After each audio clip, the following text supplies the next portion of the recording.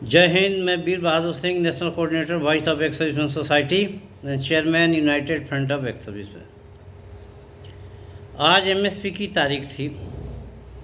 आप सबको मालूम है कि कई वर्षों से हम लोग लगातार इसके लिए कोर्ट में संघर्ष कर रहे हैं। ग्राउंड के अतिरिक्त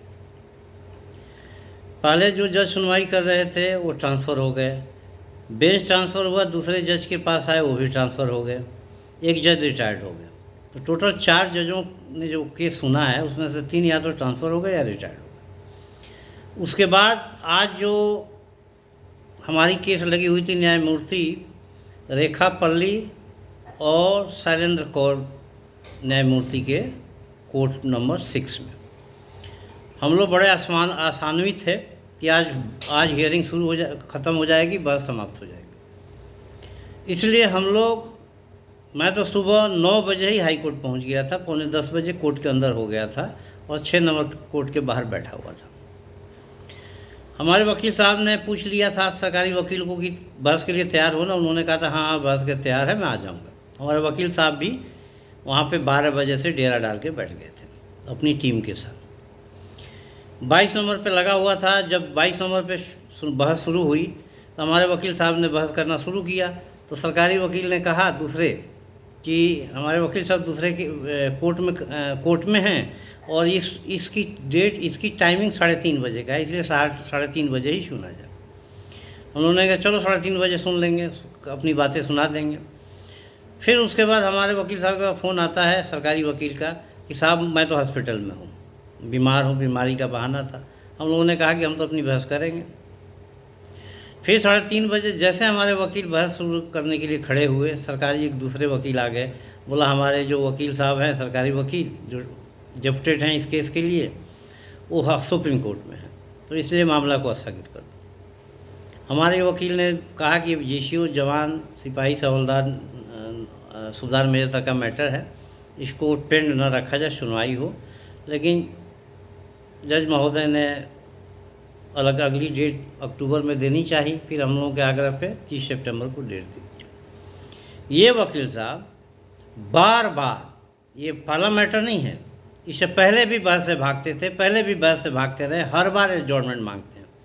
जितना इन्होंने बहस से भागा है, अगर ये ओलंपिक में जाते भागते तो उस देश के लिए मेडल ले आते थे। लेकिन इनका ये भागना, चाहे इनके पीछे मिलिट्री ब्यूरोक्रेट्स हो या सिविल ब्यूरोक्रेट, दोनों हैं। क्योंकि जब एक जेजी ब्रांच का मेजर भागता हुआ आया था कोर्ट नंबर 6 के समय, जब हमारा 6 के सामने, जब हमारे वकील 3:30 बजे से पहले ही खड़े हो गए थे बहस करने के लिए।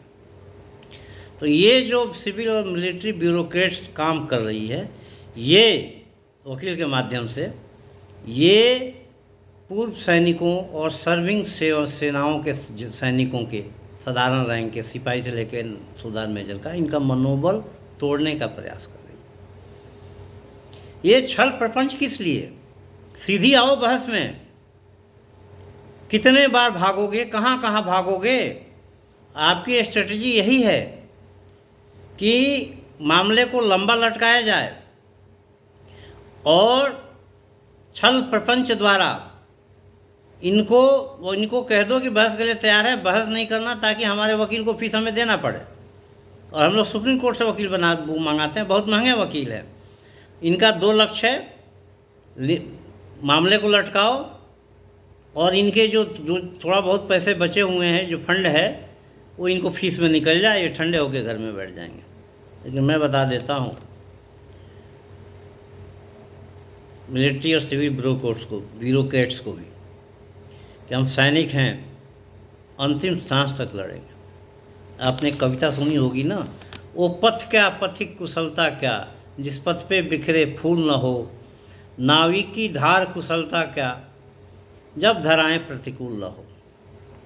प्रतिकूल परिस्थितियों में भी, फंड की शॉर्टेज होते हुए भी हम लोग केस को लड़ेंगे, अंतिम मुकाम पे ले जाएंगे। लेकिन एक और बात गवर्नमेंट से कहना चाहता हूँ, इस केस पे पूरे सर्विंग सेनाएं और रिटायर्ड सबकी नज़र लगी हुई है। ये जो ब्यूरोक्रेट्स हैं और वकील हैं, ये जो काम कर रहे हैं छल प्रपंच का, केस से भाग जाना, बहस नहीं करना, मेरिट पे बहस नहीं करना, इधर उधर की बातें करना, ये आपकी छवि को खराब कर रहा है। आपकी लोकप्रियता को ख़त्म कर रहे हैं। सरकार कोई भी आए तो मलाई खाएंगे, मलाई चाटते रहें और चाटेंगे, इनको क्या फ़र्क पड़ता है। ये आपके नहीं हैं, आपके हम लोग हैं। अगर आपको हमें एमएसपी केस में हरानी है, ये आपका नियत है, तो बड़े से बड़े वकील ले आओ, वहाँ हरवाओ, लेकिन भागो मत बहस से, कायरों की तरह भागो मत, लड़ो कोर्ट में। आदमी एक ग्राइव्ड है, प्रदर्शन करने के बाद आप नहीं सुन रहे हो तो कहाँ जाएगा, कोर्ट में जाएगा, वहाँ से भी भाग रहे हो। और मुझे मालूम है कि ये रक्षा मंत्री जी, प्रधानमंत्री जी तक बात नहीं पहुँची होगी, ये नीचे के लोग खेल कर रहे हैं। और यही सरकार यही इन्हीं की कारगुजारियों से जनता जो है, जनता का सरकार से मोह भंग होता है। इसलिए मेरा निवेदन है माननीय रक्षा मंत्री जी से, माननीय प्रधानमंत्री जी से, कि 30 सितंबर को अपने वकील को डायरेक्शन दीजिए कि वो बहस में आए, बहस में शामिल हो। मैं एक आरटीआई भी लगा रहा हूँ कि आज तक आर्म फोर्सेस ट्रिब्यूनल में आपके कितने वकील हैं पैनल में, और उनको आज तक आपने कितना पे किया है। वही मैं इन वकील साहब के खिलाफ भी लगाऊंगा कि उस दिन उनके पास कितने केस थे और अब तक इस केसेस में उनको कितना पे किया जा चुका है। हाई कोर्ट में वकीलों पे क्या खर्चा हो, पब्लिक मनी है, बिना मतलब के केस करने पड़ रहे हैं इन लोगों की वजह से। हमारा पैसा जाता है, जवानों का पैसा जाता है, गवर्नमेंट का जाता है, ये तो बीच में मलाई खा रहे हैं।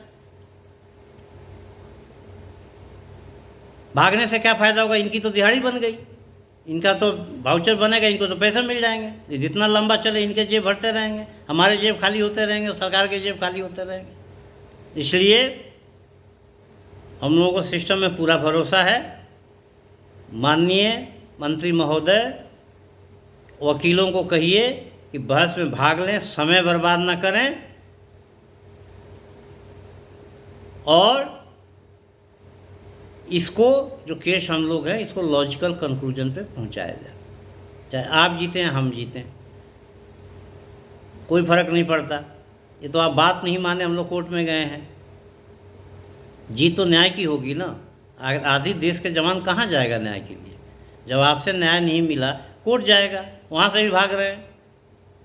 तो ये छल प्रपंच धोखेबाजी ये सब छोड़िए और खुलेआम आइए कानून के मैदान में और लड़िए। जय हिंद, जय भारत।